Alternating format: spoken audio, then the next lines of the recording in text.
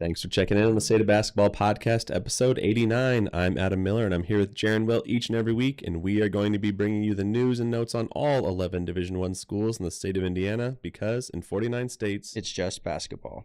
You lied again, Adam. I know, but we've got a special guest today, and I'm excited to have them back on, someone we've known for a long time, and our fans have probably known for a long time, too. So let's not dilly-dally, let's get him in here. Who do we have, Jaren? We have Rapheal Davis, who many people around Big Ten country know him, both on the court and on their television screens before, during, and after Big Ten games throughout the season. So, like Adam said, we're a big fan of his, and we're glad to have him here. So Rapheal, welcome back to the show. I appreciate you guys having me back on. I didn't know there was 11 D1 schools in Indiana basketball. I had no idea. We're not going to quiz you. We won't quiz you, but I don't think, do we have all of them up here? We don't. I don't think so. I think we're missing. We got Grace up there. They don't count as D1, but we might have all 11. Or anyway, yep. So 11, but Rapheal, we are not here to talk about the other 10. We're just here to talk about Purdue with you, man. But first of all, how's your summer been? Summer was good, man. Everything went well. I lived two different lives. In the winter, I'm a college basketball broadcaster. In the summers, in the spring, in the fall, I'm a camp director. So it's like two different ends of the spectrum, but the summer was good. We had over 500 kids come through our programs with Crew Life, so all is well in this end of the world.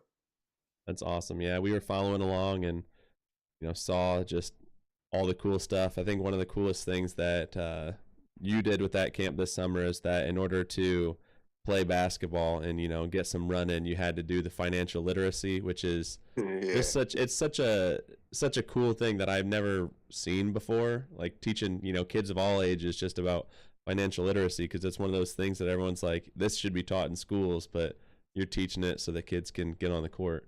Yeah, straight up. And it's the middle of June, and kids, they're having fun and they're raising their hands in the middle of the community center. They're not realizing they're in class. So to me, it's like, you can take even if for the kids that school isn't important, I'm going pro. You know what I mean? Those kids still got to know their math. They still got to know how many players or how many people we've seen on like the ESPN broke, or like how many athletes go broke because the agents take the money. You know what I mean? But so if you teach kids how to value money early, they understand it early. You know what I mean? But also on the simpler things is as well. You tackle a lot of things. You teach kids how to budget early.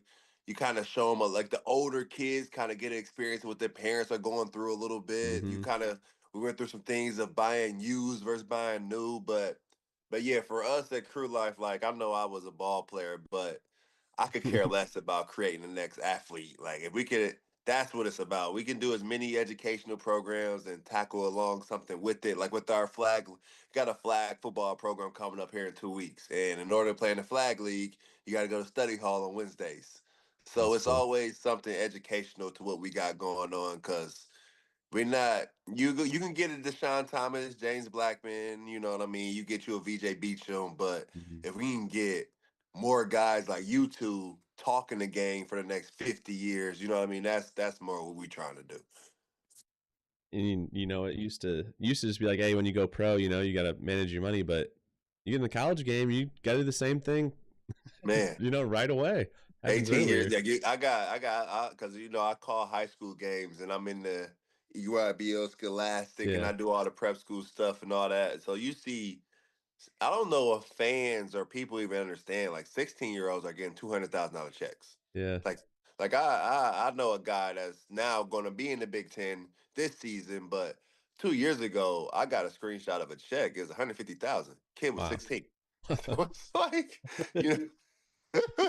it's crazy, but yeah. So for me, it's about teaching the kids and showing them what's important. Like it's important to know how to value your money. Like valuing your money is gangster. Like going out here and buying all this fake stuff and all this, you know what I mean? Like we try to tackle a lot of things in the neighborhood because I try to teach the kids that the more of because at that age, like all the corny guys that we call corny growing up, like they're doing well. Like the dudes that Right. like the cool dudes that grow like they are not doing well. Yeah. A few of them are deceased, a few of them are in jail, but then the Yeah. ones that are like not in jail, like they just they're just not doing well. You know what I mean? So Yeah. like we try to teach the kids to be corny. Like like count your money right, clean your room, Yeah. make your bed, help your mom do the dishes, turn your homework on in time, like be to work on time, do what you say you're gonna do. It's certain things that we just try to give them early that they can keep throughout the rest of their lives. Mhm. I think that's important too, just in general. Like, you think so? I mean, I coach baseball at Southside, right? I Yeah. spend time around a lot of kids from that area of town, which I know a lot of is what we're kind of you're kind of Yep. targeted towards, right? Um, and yeah, you see like kids of all over the spectrum, but one of the things is grades, right? You got to be responsible in the classroom, Yes. in school, and I think that's what is cool about what you're doing, because it's to be able to play on the field or on the court, you have to show up to class, you have to be responsible, make it to work, things like that, and I think it's very very undervalued to Oh some man, younger kids. I broke a kid's heart this past week. Like, like you're not just gonna miss. Because we're going to Purdue this weekend. Like we're doing some cool stuff this week. Like we're Yeah. going to Friday. We're going to Chicago. We're going to Big Ten Network. Then we're going to the Big Ten Conference headquarters. Then we're going to DePaul. Maybe stop at Northwestern. And Saturday we're taking a big trip to Purdue. We're doing a full day engineering all day. Go to U going in with the USC game. Going to go through Yeah. Mackey all that. But one of the kids he decided that he wanted to like cut class and play around in class and like I don't know if the kids find no, but like I'm going to find out. Like it's Mhm. kind of like Coach Painter at Purdue. Like Yeah. coach is going to find out. Like someone's Yeah. going to once people around the town know that you're associated with us, they're going to tell us. So Uh-huh. like, nah, you can't come. You can't come. You cannot come with us this weekend. And I'm talking about tears. 16-year-old boy Uh-huh. was like it, to me, because like for me, it's like my dad. I remember I was growing up, seventh grade. I was getting in the car to go to LeBron James, King James tournament in Akron, Ohio, Mhm. and my dad pulled me out of the car like, "You didn't finish your science project. You're not going." So for Oh my me, it's gosh. like, for me, I couldn't play ball if I didn't have all A's through South, through Alalamir, through all of that. It was a certain thing. But at the end of the day, I go to play in China. I rupture my disc in China. I come back home. I get a job in the next week. Yeah. And it doesn't happen like that for a lot of athletes when it's done. You know what I mean? Like Yep. I know a lot of Purdue guys that when they were finishing up overseas, and that's what I love about Paint too. And I guess it gets to Purdue, but like I can remember Paint calling me probably it was 11:30. I'm talking about I'm a grown man with a wife and one child at the time.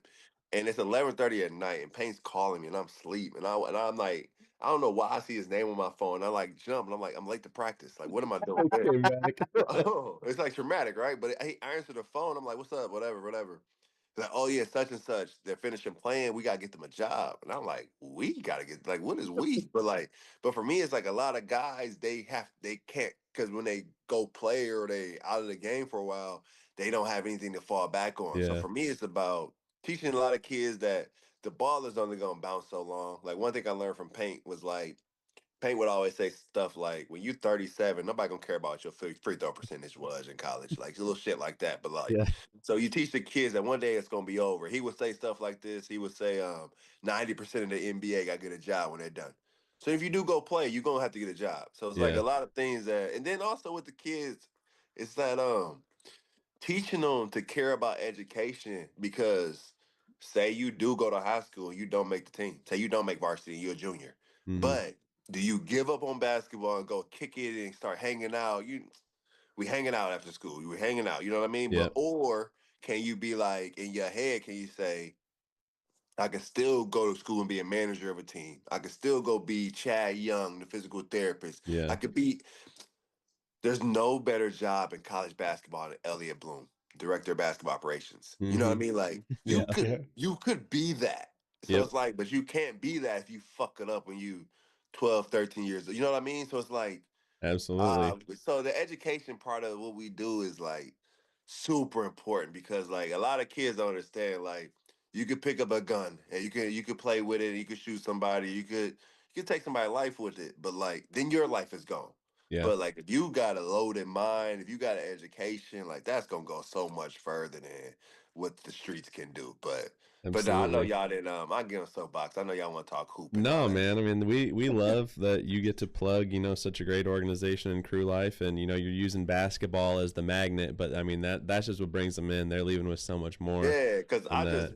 we just use basketball because like the basketball guys having a basketball camp, and that's Yeah, just the Yep. easiest way. It's yeah. like, yeah, he played basketball back with us. Let's go bring us the kids. But when you bring us the kids, we're gonna keep them, and they're not gonna Hmm. leave. And then next thing you know, we doing financial literacy, we doing engineering camps, we doing it like we said, we're going to Chicago, we doing this broadcasting media camp, just different things to show the kids. And then some of the kids just like y'all know, y'all from the South Side. It's like some of the kids not leaving the South Side unless somebody Hmm. take them out of the South Side. So it's Yeah. like the more you can expose the kids and then they go back and tell kids what's out there, and it's you just never know. Like this weekend we started late night basketball. We got the Renaissance YMCA on the south side from 7 to 11, and it's like come hoop, come stay out of the way. But for us it's more about like we got some kids that can hoop. I mean, we got like at Hmm. Southside right now, like little Terrence, like beat like Belchon, and then like little Irby, like Yep. those are our guys. They started with us in Hmm. 6th grade, but we care more about the other side of them. You know what I Yeah. mean? Like I'm more like the uncle compared to like a coach to him. So like if you want like little Irby, like people don't know who we talking about. Like just like Irby, like is a dog. Like I mean, Yep. text me every morning. Like, can you work me out? Can we get in the gym? He this Hmm. summer at McMillan, Irby would come from football practice, walk over to the McMillan, do a basketball workout, and then we take him home. So it's like that's what we. Because Hmm. even if Irby don't play sports after high school, he got a work ethic. He Yep. gonna be to work on time. He gonna work harder. He gonna stay late. He gonna Hmm. propel. He gonna go up in the company, any company. So that's the and then we teach them how to have structured fun. So yeah, Yeah. So it's fun, man. It's a lot of fun, man.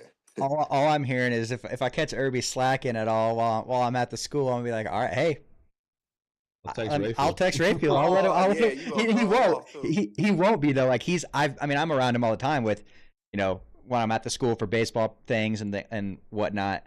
Like he's one of those kids. He works hard.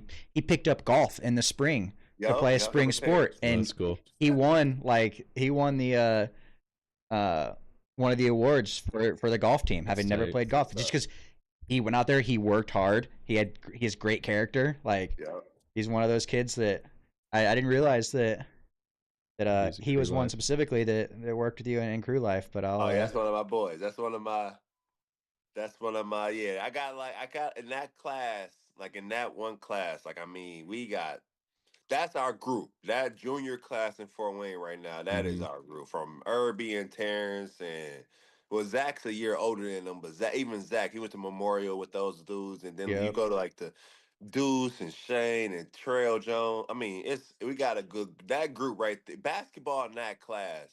I ain't patting Good. ourselves on the back, but we patting ourselves on the back because Heck yeah. they know how to play. They know how to share. Like you said, character is everything. Like that's dope that you said that about him because that's what we always tell him. Because like Irby now on this call, we always tell him that. What is someone going to say about you when you not in that room? Hmm. Who can vouch for you? And that's the name of the game. Sometimes it's not about your grades, not about your GPA. Sometimes it's about who in that room can say, "Yeah, we need to bring him along." Right. And like we both agree, Irby's a kid that we can bring along. And like that's that's what the game is about. That's what I learned. That's what I got from Purdue. I would say that's what Paint taught all of us is that be a guy that people want to bring along, and that's the only. I would say Crew Life is just the extension of whatever I wrote down from Purdue and Paint. Because Paint could care. I always tell people this, and recruits too. I tell recruits this all the time. I don't think Payne care if you go to the NBA. I don't think he care. I could think he care less, and it's just me. I think he Hmm. care less if you go to the NBA, but I think he cares more if you are a good man, if Yeah. you're a yep, good citizen, if you're a good person. But if you want to get there, he'll get you there. You know what I mean? Yeah. Like you yeah, look yeah, at it yeah. like if you put that time in, you do it. He got you. But if you just at school, all right, I'm not gonna force it on you. But if you want it, I'll help you. But at the end of the day, I want y'all to leave as good men, and that's what crew life is about. Speaking of leaving Purdue, I mean it's a year out, but I've been wondering kind of what your thoughts are on Braden Smith's future after Purdue, because for me, there are guys that you just watch in college, like Ayada Sumu, just like, man, I just love watching that guy. Like, what's his career going to be like after college? Like Braden Smith, I don't know how you don't take him as an NBA team and be like, yeah, like everything he's shown, he's going to be fine, like Jalen Brunson. Like, what do you think his path is going to be? I think somebody's going to pick him up and just be like, yeah, we made the right move. I think somebody's going to take a chance on him for sure. I think someone's going to draft him. I think it's going to have to be a coach our system that appreciate what he brings to the table and doesn't want to change what he brings. But I 100%. You look at the way I just look at the way Braden can feel the game. Like the feel he has on the floor just is unbelievable. And then you look at the way the game is played right now. It's a lot of high ball screen, make a decision. And you get Braden in the high ball screen, he can knock down shots. He's gonna find open pass. He can get into the lane. He can create. He's good in the mid range. So I think he's a player that could play at the next level. The only question that if I am having to, you put a gun to my head and you say, give me a negative. I mean, the only thing will be defensively. You look at those guys. You look at guys like a T.J. McConnell and guys like that, or even a Jalen Brunson or whatnot. One thing that's a little different between the three of them is T.J. McConnell's a dog defensively, 1-on-1. He keep the ball in front, left to right. He's gonna be at the guard and. I mean, just keeping it real, Braden doesn't guard his own position at Purdue. And you look at a guy like Jalen Brunson is you give him the ball, go give me a bucket. I don't care. Double team, high trap, hedge hard, go under, whatever you need, Brunson can get you one. Yeah. And there's been times where, I mean, you look at that Houston game and I know they were trapping. I know that was the game plan, get the ball out of his hands, but you got to get one. You have Purdue loses about 2. You got to go get us 15.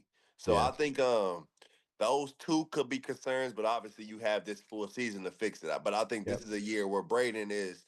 I think for Purdue to be at their ceiling, Braden's going to score the ball at a high level. Like it won't. He can't be a 13, 14 points per game guy. I think Trey's going to have to be right there at 20. I think Braden's going to have to be right there at 17, 18. Because that was last season. You go back to last year, the games where they struggled, it was where teams just forced one of the other. The way to beat Purdue was just you gotta choose. You can't give them both. It's either Braden gives you 20 and 2 assists, or he gives you 15 assists and 2 points. But the games where he gives you 20 points and 9 assists, you can't have it. So I think this year he's got to have more of those games, and then at that point, I think he could work himself into a first rounder. I think he's that talented. Man, I hope so. Like it makes me so mad when I hear about like Paint talk about like, I couldn't get Braden Smith into this camp. It's like he's like crazy, right? He's the best point guard in college. He's like, I'm not saying the big time, I'm saying in college, and can't get invited. It's just wild. It make no sense. And a lot of that stuff too is like a lot of these dudes from high school, like they don't want to be wrong. And I've learned that through because just working in the high school space, like dudes pick a guy and he's 15, 16 years old. That's got to be the guy. He's got to be. We're gonna keep pushing him. We're gonna keep pushing. And then a lot of this stuff, man, it's so political and it's BS. A lot of it, but I agree with you. Braden is no man. Yeah, I think he's a guy that 100%. People are just thinking. I think people just like Zach. You just think too much into it, and you gotta just watch a guy and say, yeah, he can play ball, and at the end of the day, he can hoop. One guy that's new, this year is Omar Meyer. What do you think he's going to add to, one, Purdue, but then also, Braden Smith's versatility there? What do you think that's going to add? I just think that, like I said, last season, like, they just didn't have, like, people give me shit for it, but Lance Jones was so important to that team. Yeah. Like, 100%. Like Zach Edey was Zach, but Zach Edey was Zach Edey. But you take Lance off that team, they still don't make it to the Final Four. 100%. The only difference between losing to the 16 seed and going to the Final Four is Lance Jones. Because at Purdue, Paint is simple. Paint's a simple man. But it's like The system is the same. You look at it. You look at that Final Four roster. Braden Smith, Lewis Jackson, just could shoot it better. Fast Mhm. point guard, get in the lane, make plays. Lance Jones, poor man's Etwan Moore. Can make a basket, can guard, can make an open three, can score when he shot clock go down, give it to him, he can go make a play. Yeah. Fletcher Lawyer, Ryan Smith. Same exact thing. Make shots off of screens, the same triple screens along the baseline. Yeah. And then you have a Swiss Army knife at the 4, and then you have a 5. You just switch in JJ, and you know what I mean? You just playing Yeah. with whoever, you know what I mean? So when Robbie gets hurt, you got DJ Bird and JJ. So it's just a thing where the system has always been the same. It's been a point guard, it's been a two guard. Like you go to that Final Four, I mean that Elite 18, Nogel Eastern, Lewis Yep. Jackson, Hmm. Carson Edwards, Etwan Moore, Yeah. Ryan Klein, Ryan Smith, You Grady never thought Eifert, about it like poor man's that. Robbie Humble. You know what I mean? It's just the same. It's the same thing. Last year's team, CJ and Jakari were just young in that position. Yeah. That position has got to score. That's the Hmm. scoring position. And you look at Omar, and he's the guy that can score the ball. Like I think his job. And I know we saw him when he was playing in the FIBA and all that stuff. You see his highlights from overseas. He can really, really pass it. He can really, really make plays. But I think I'm not one of those guys that's like, yeah, Brady Smith gonna be off the ball. We're gonna give him rest. No, Yeah. like Brady Smith gonna be on the ball. Like Yeah. it's his team. I Yep. think Omar's only job is gonna be to score that basketball. I think he's gonna be a kid that like, even if he doesn't start, say he comes off the bench 20 minutes a game, 18 minutes a game, he's gonna have 14 points. Because that's just gonna be his job. Score the basketball, shoot open shots, get to the basket. But that's what if Purdue doesn't have that at a guard spot, someone that can just go get you one when the shot, no ball screen. Because that's what happened last Yeah. season where the shot clock's going down, you running that ball screen, now they trapping it. You got to be able to say, get out the way, I'm getting one. And that's just what Purdue didn't have. But I think that's what Omar brings them. And I Hmm. think I'm excited for that. I think that there is going to be a big difference from last season. And it's going to make things so competitive, with Meyer, Harris, CJ Cox, just those three Oh guys, man. just all. I mean, I don't know. I Man, don't know. You if feed all I'm those people, CJ, if but I'm CJ and Jakari, I'm whooping his ass oh every day. yeah. There was a day when I was at Purdue and Dakota was like playing really well all summer. Like he was balling. Like he's like getting confidence and shit. Like Hmm. he think he could take my spot. And it's like nah, man. Like today, I'm not letting you shoot, not at all. Like it was times where he get open, I just push him out the air, like foul, like flagrant foul, ejected from the open gym. But it's like, like you said, it made things so much more Yeah. competitive. So like but like, cause CJ, we talk a lot about Omar, but like CJ is a guy that could be. If Hmm. CJ can get him, not even not if CJ can get him 10 to 12 a game, Yeah. that's enough. That's enough. Because you get, like I said, Braden's going to have that jump. You get CJ giving 10 to 12. Jakari's going to be both of those guys defenders. Omar being able to score. Like, people was giving me shit too. Like, 90's not a lot for this team. Like, Right. averaging 90's Right. not Right. crazy. Like, it's the way they shoot the ball from deep, the options they have, the way they be able to rebound the ball on both ends of the floor, the firepower off the bench, the different ways they can play. Hmm. There's no drop off in point guard when you sub and you do go Omar at the point and Braden does take his six Yeah. minutes. Like this team could be really, really special. The only thing I look at and say, okay, this could hurt them is just defensively. Because it's like Yeah. Alabama. Every year Alabama's special offensively, but they can't guard you. Kentucky the same last year. But because Hmm. Yep. this year, because when you do go, I'm talking a lot now, but when you do go Braden, Omar, and Fletcher, and then you got Trey big fella down low, woo hoo. Hmm. Like everybody's getting beat off the bounce. And there's Yeah. no shot blockers down low. So Right. that's concerning. But other than that, man, you better be able to score the basketball to keep up with Purdue this year. I think those dudes are running. Yeah, I think that's a good point. Like, and I've loved seeing you just go to bat for them of like, yeah, they could average 95 points a game. Hmm. Like that's very feasible. They They're gonna almost have to have figure to. out how to keep other Yeah, they teams almost have not. to But to make it like, happen. I'm really excited to see how they make it work. Yeah, like I just think you got enough. And everybody, I don't see how I'm seeing these lists. And maybe he does, but I don't see how people are saying Trey Coffin ran average 20 points, 21 last year. Yeah. Now he's going to average 16. What? Why? Like why? Why? Why? Why would JJ do? And then it's the same coach. Jawan Johnson did not go from 20 to 50.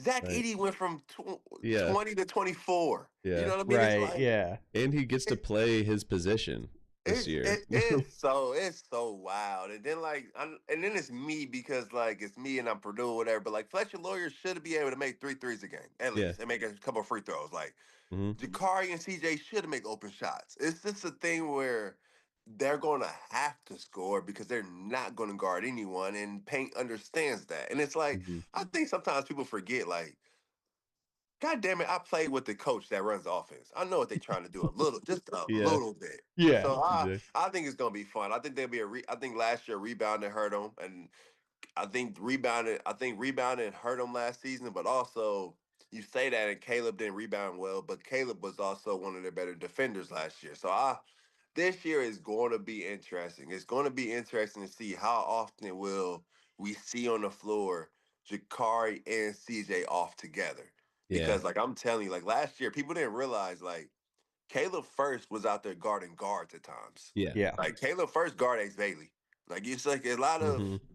and then people gave me shit about the records thing, and it's like both those dudes went top 5 picks. Maybe I just picked the wrong guys, but their backcourt went top 5. Anyway, but no, I think I think this year is gonna be special, man. I think this year is special. I think this is a year where everything goes right. Purdue should walk to the Final Four, have a chance to win it all. I don't think it's what everyone is saying about like the Final Four and bust. I think all that stuff is stupid. I think all that stuff Yeah. is dumb. I think Purdue at their peak is one of the best teams in the country. Everything has to go right, but even a guy like like Murphy, like you got to do right that in 20 minutes can get up it's just they got so much because even if someone's not going, you got Yeah. 10, 11 guys that can go. There's All of so them Yeah. much. won't Yeah. play, There's so but much depth here.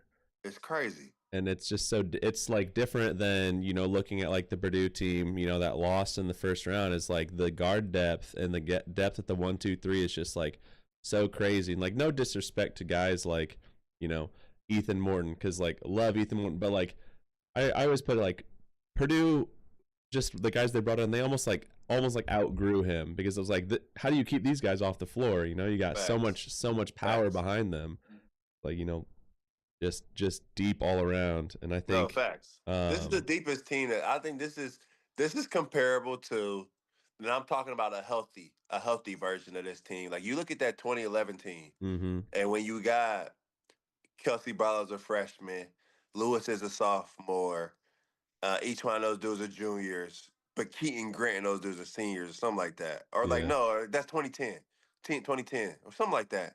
But like that's the level of depth that this team has. Or even you Yeah. go to 2011, you take KG and those dudes out there, you got Rhino and those dudes that's when Kelsey came in. You got Rhino and those dudes that came in. I don't know, man. I just think this team right here, and then you look across the country. There's no team across the country where you look and say, oh, no, that's the team that's going to knock them off, because no one Yeah. has the continuity. And then not even just the continuity, you look at position to position, Purdue's going to have three, arguably four of the better players on the floor at all times. Mm-hmm. And Yeah. just, this is going to be a lot of fun. Like the only team I think in the 10 right now, in the Big Ten right now, that can give them something is Michigan. I think Yeah. Michigan to be strong defensively, but offensively, man, you're gonna have to score 85 to get Purdue, and I think that's They'll throw out the tough. 3 bigs. Getting cooked. Like, what is that? What is Yaxel gonna do when Purdue starts running the triple screen on the baseline? And then next you know they're gonna start switching it, and the next you know Trey Kaufman is gonna start slipping to the high post, and he's gonna Yeah. start getting that little flip shot. Oh, people are. We were What are we talking about doing? that before we went live, man. We were like, okay. Or then next thing you know, you put Yaxel on Fletcher Lawyer and say, oh yeah, he can guard Fletcher Lawyer. Now you just got Fletcher Lawyer setting the ball screen and popping, and you Yeah. switch it. Now you got Brandon Smith on Yaxel, and Yeah. it's like, if I'm a coach, it's just like with Boo Boo. I mean, Northwestern, when they played Purdue at Purdue, they ran that same play over and over and Yep. over to get the switch. Yep. It's That's just what good coaches do. Just get get the Fletcher on switch. Boo Booey and go. Every time. Every time You like he got it. you get Yaxel or Perez on the switch, you gotta help, and then just make shots. If you make Yeah. shots, I just don't get people. Sometimes it's not a video game. Yeah. It's real life basketball. Yeah, man, I don't. And then this dude's like, Ant played basketball. Ant was high. Ant went to Oak Hill. Like, Yeah. come on, bro. You get the switch, drive the ball. Someone's got to help. Hit the corner. Like, it's a 40% shot. It's crazy. And then everybody's talking about like, oh yeah, they can rebound. They would still have a rebound advantage with just two of them. And like because Roddy Gale's 6'5", 220. Like, come on, man. No, that's not over. It's Let's not so funny. overcomplicate things. They got the best. Michigan will have the best perimeter defense in the conference. Let's not play with it. Let's just. And then offensively, that would be the like Yaxel's the power. Why would you want Trey Kaufman-Renn playing small forward? Like, what are we doing? Yeah. Like, Silly. man. And then people act like just as athletic as Trace. No, he's not athletic as Trace Jackson Davis. Like, it's Right. just people Different. be. Had to get you going, I think man. dudes be getting these like they getting like a group chat and they be like, oh man, he tweeted this. Let's say this. It's like, leave me alone, man. You tweet what I want to tweet, man. We respect your time here, but I just want to say, I think Oscar Clough is a great addition. Having him at center. I'm interested to see the time split between him and Jacobson and what Paint does there. I think there you go like Oscar gives them that bully presence. Yeah.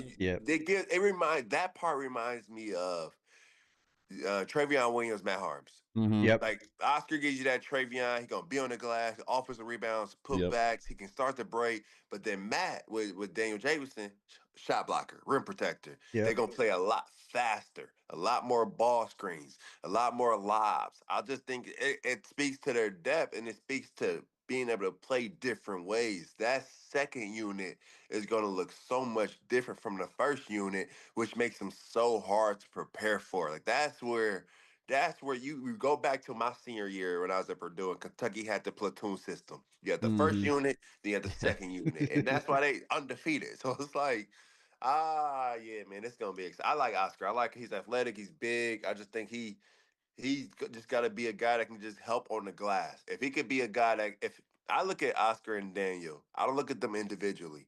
I look at it as 40 minutes. If that position could get 15 and 12 every game, Purdue's going to the Final Four. Yeah. Like you look at it, because that's now you got an all-conference center. You got an all-conference center with them two combined. You got all-American power forward. You got from the, you know what I mean, from the go. Yep. So Yeah. Yeah, man, it's gonna be fun, man. But nah, I feel you, man. I'm excited, man. I feel like it's kind of the ending that I want for this season would be obviously it's in Indianapolis. We'd love to have Purdue there. Would love to see Paint, hang that banner. Who else is going to be up in the a Final Four contender? Houston. Throw it back, like run it back from that. Could have been them in the Final Four. I guess the two most recent runner-ups playing against each other. One of them's going to get there first. I'd love to see it. That'd be fire. Houston got some dudes. Chris Nack, Isaiah Harwell. I would. That'd be one. And then you get Calvin. If Calvin Simpson would have stayed in Indiana, man, that was the first coach to recruit me. Yeah. So you get him back in the state of Indiana for a Final Four, man. I'm excited for the season. This is one of those where the seasons where you gotta embrace with all the Purdue fans, just embrace ups and downs. Everybody's going when they lose their first game. You gotta have people jumping off the cliff. You gonna have people saying they should have lost, they need to lose. Yeah.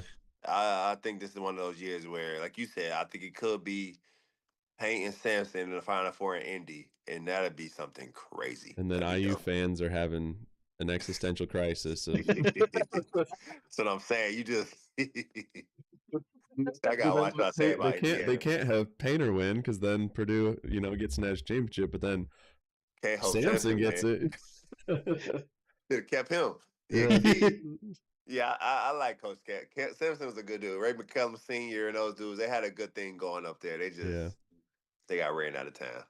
Yeah. Hey, man, if rules were the way they were now, things would be a lot different. I'm telling you, and I love Purdue like no other. But if the Man, he had a good thing going up there. He was getting everybody, and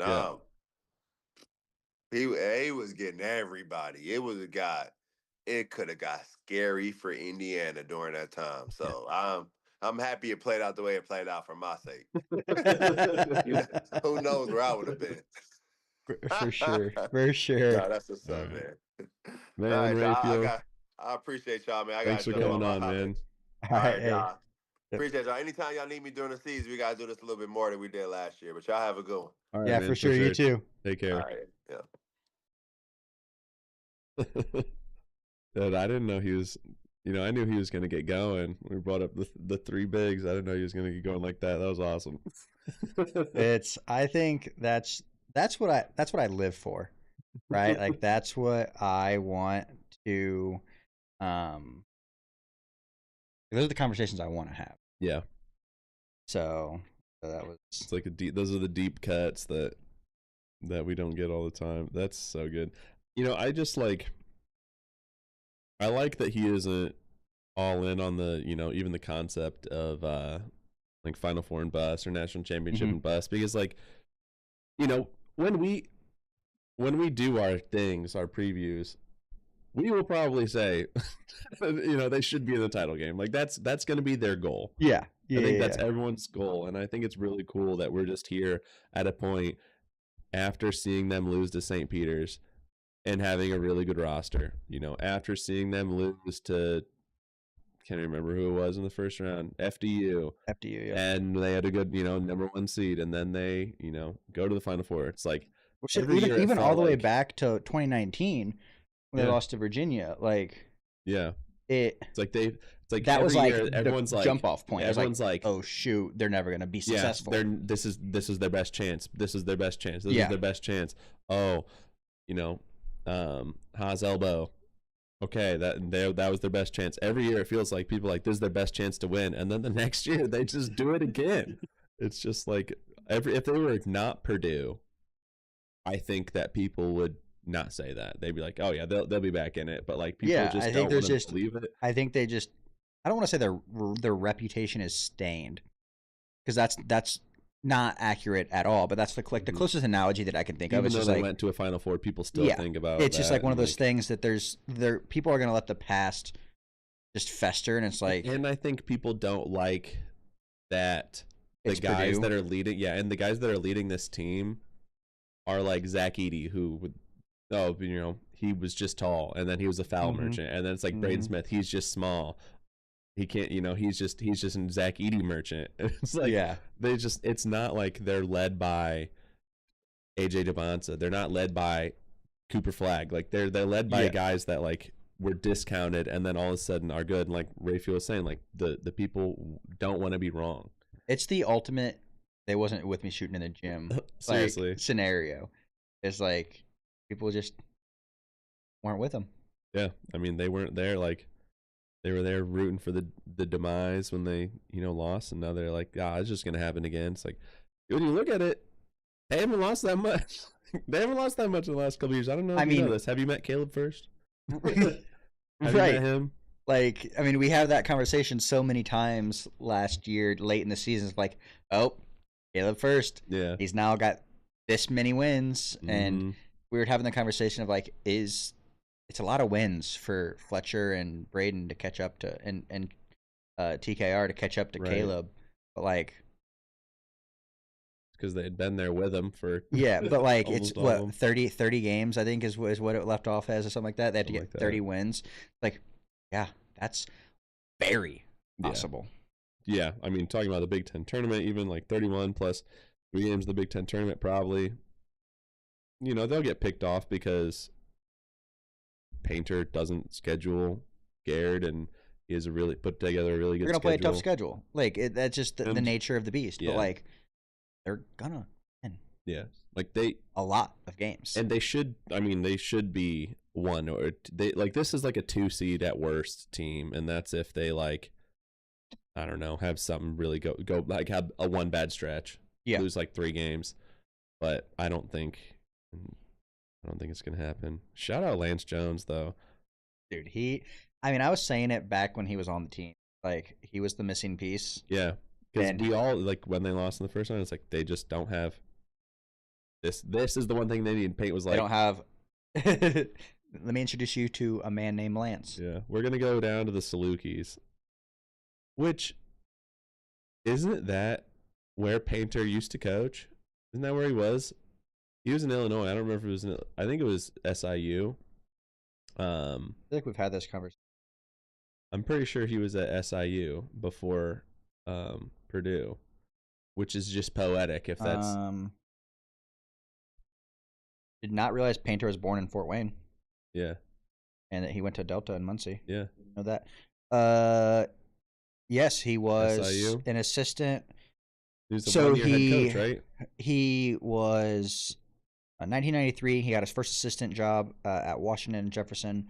Then spent a year at Barton as an assistant. Then spent 3 years at Eastern Illinois as an assistant. 4 or 5 years at Southern Illinois as an assistant. 1 year as the head coach. And then went to Purdue as the associate head coach in 2004. And then been there over for Katie. 2005. Yep, I knew it. Look at that. He dug back into his bag. It's awesome. I think Purdue, we will talk about it in the Purdue preview. I think this team definitely is Final Four caliber. And like I haven't been as tapped into the National Basketball Association, the National Basketball talk as much. I've been not diving deep as much because I've been listening to as much stuff and looking into rosters, but I mean they got to be a 1, 2, 3. I just can't think of any teams from last year that didn't lose pieces either through the transfer portal or to the draft, NBA, or I guess / graduation. That like Houston, the only one. Like they retooled, they got a lot back. They're just Houston is Houston. They're always going to be good.